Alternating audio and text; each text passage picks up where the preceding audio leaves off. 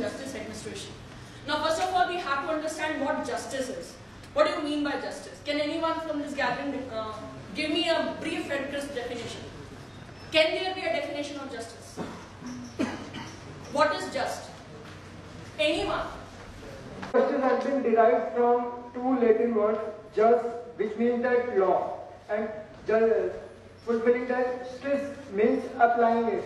Justice. That itself cannot remain aloof from the basic construct of the society, that how society looks into that. Some of the acts are criminal not because that they actually affect the society at large, but they are criminal because the people at top, they want it to be criminal.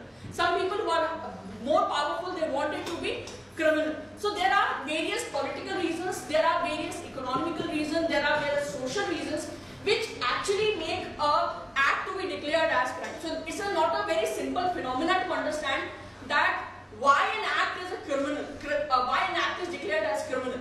For example, I'll give you a very simple example of recently I worked on 𝐃𝐫 Anti-Drugs Act.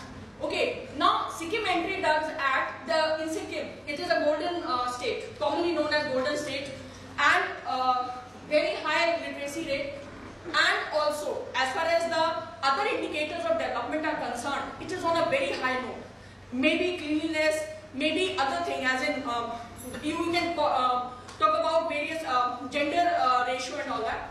So it is absolutely fine, but there was a study that was conducted that it is the suicide capital of the country.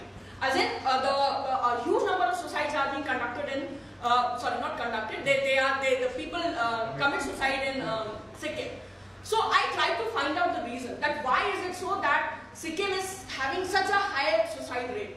Now what were my findings were that they are majorly drug addicts.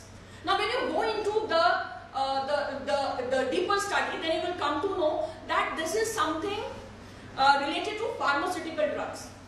Now pharmaceutical drugs there, the way they are dealt in the act. Now they will tell you that the way in which the act is dealing with pharmaceutical drugs, that has more to do with the economy. As in why? Because that is beneficial to the state. The manner in which, because see, Sikkim became part of India at a very later part of after freedom, in late 70s it became the part of, not early 70s. So that was the thing, and they were not ready for the kind of infusion when they actually became part of it. It was a very traditional kind of society. So when the society changes from being cultural to the modern, when it is not ready to accept that, then there lies an idea of control, need most care and everything. Now the same happened here also. In pharmaceutical industry, the manner in, because that was the majorly pharmaceutical companies and the revenues which were generated by them, so they were there. They were very much beneficial, and the manner in which the act deals with them, no clear regulations, nothing. The manner in which they are misused and adulterated, and no regulations for pharmaceutical companies as such. So what I'm trying to say is that the very first step of declaring an act crime, number one. Number two, the manner in which it is punished.